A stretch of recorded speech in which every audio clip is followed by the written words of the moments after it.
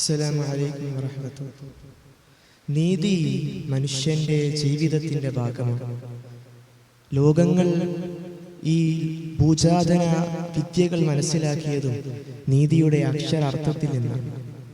അതേ രീതിയിൽ മദീനയുടെ ചരിത്ര പുരുഷനും ലോകത്തിൻ്റെ തന്നെ ഏറ്റവും മികച്ച പരിഷ്കർത്താക്കളിൽ ഒരാളുമായ പ്രവാചകൻ സ്വല്ലല്ലാഹു അലൈഹി വസല്ലമ തങ്ങൾ നീതിയുടെ അക്ഷരാർത്ഥത്തിലുള്ള പ്രതീകമായിരുന്നു.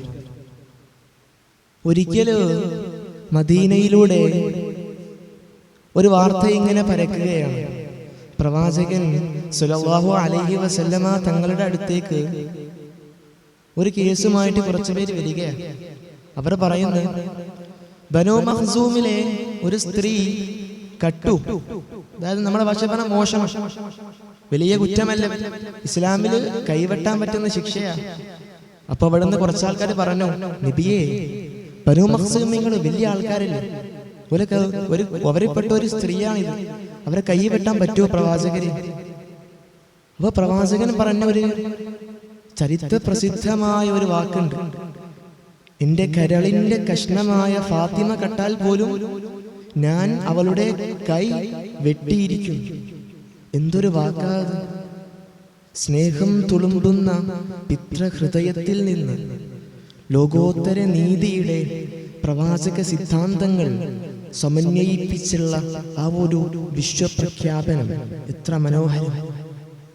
ചരിത്രം കേട്ടില്ലേ നിങ്ങൾ?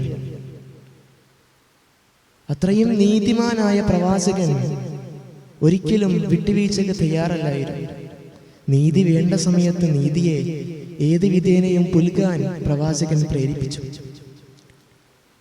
ഒരിക്കലും മദീനയുടെ കോടതിയായ പ്രവാചകന്റെ മുന്നിൽ ഒരു കേസ് വരിക. സ്വാഭാവികമായിട്ട് പ്രവാചകനാണ് വിധിക്കുന്നത്.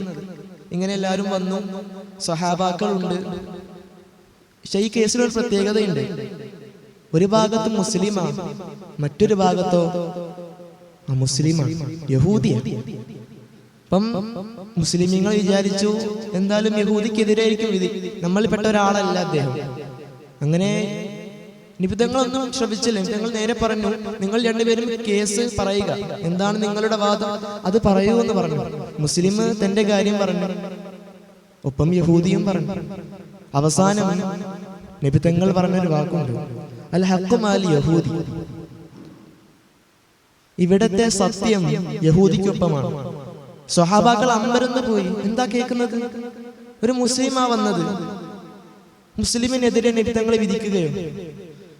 ആ യഹൂദിക്ക് വേണ്ടിയിട്ട് നിബിധങ്ങൾ സത്യം ആരുടെ ഭാഗത്താണോ അതിനുവേണ്ടി പ്രവർത്തിക്കുന്ന നിബിധങ്ങൾ, ഒരിക്കലും പിന്നോട്ട് പോവാത്ത നിബിധങ്ങൾ. ഏത് പ്രതിസന്ധി വന്നാലും ഏത് ഘട്ടത്തിലും നീതിയോടൊപ്പം മാത്രം, സംശുദ്ധമായ ഇസ്ലാമിന്റെ ആശയങ്ങളിൽ മാത്രം വേരുറപ്പിച്ച പ്രവാചകന്റെ നൈതന്യ സാമുദായിക സാംസ്കാരിക വിദ്യാഭ്യാസ ബോധം അതവിടെ പ്രകടമായിരുന്നു. ഒരിക്കല് ഉമർ റളിയല്ലാഹു അൻഹുവിന്റെ കാലത്താണ്. ഉമർ റളിയല്ലാഹു അൻഹു വളരെ ശക്തമായി ഇങ്ങനെ ഭരിച്ചുകൊണ്ടിരിക്കുന്ന കാലം.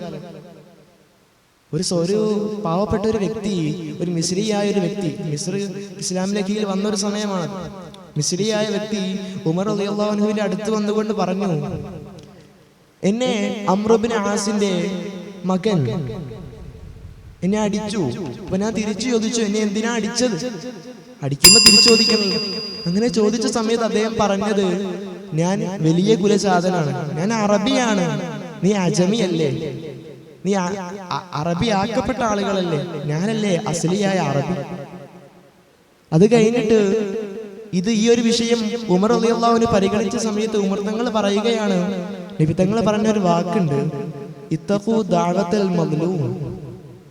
ലോകം ആക്രമിക്കുന്ന ആളുകൾക്ക് കൂട്ടുനിൽക്കുമ്പോൾ വിദ്യാഭ്യാസ സമ്പന്നരായ വളരെയധികം പ്രാഗൽഭ്യമുള്ള ആളുകൾ ഒരിക്കലും മനുഷ്യന്റെ ചൈതന്യങ്ങളെ അംഗീകരിക്കാതെ ഈ ലോകത്ത് നബി തങ്ങൾ പറഞ്ഞ വാക്കിന്റെ പ്രസക്തി ദശാബ്ദങ്ങൾ മുയങ്ങുന്ന കണക്കെയാണ്. ആക്രമിക്കപ്പെട്ട ആളുകൾക്ക് നിങ്ങൾ ഉത്തരം കൊടുക്കണം, അവരെ നിങ്ങൾ സൂക്ഷിക്കണം, അദ്ദേഹത്തിന്റെ ദുആഇനെ നിങ്ങൾ പേടിക്കണം. അത് അള്ളാഹു ഏത് സമയവും സ്വീകരിക്കും. എന്നിട്ട് പറഞ്ഞു, നിങ്ങൾ തിരിച്ച് എങ്ങനെയാണോ അദ്ദേഹം അടിച്ചത് അതുപോലത്തെ ഒരടി നിങ്ങൾ തിരിച്ചടിക്കണം. നീതിയുടെ വാഹകർ. അങ്ങനെയല്ലേ നിത്യങ്ങൾ പഠിപ്പിച്ചത്? ഒരറബിക്ക് ഒരജമിയുടെ മേലെയോ ഒരജമിക്ക് ഒരറബിയുടെ മേലെയോ ഒരു ഫളലുമില്ല, അള്ളാഹുവിന്റെ ഇബാദത്തല്ലാതെ.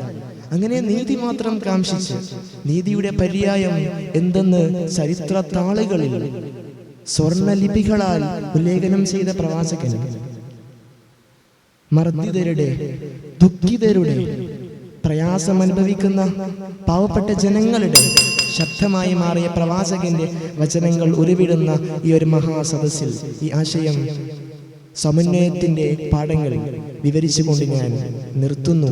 ഈ ഒരു ആശയത്തെ ഈ വേദിയിലേക്ക് സമർപ്പിക്കുന്നു. വആഖിറു ദഅവതി അൽഹംദുലില്ലാഹി വസ്സലാമു അലൈക്കും വറഹ്മത്തുള്ളാഹി.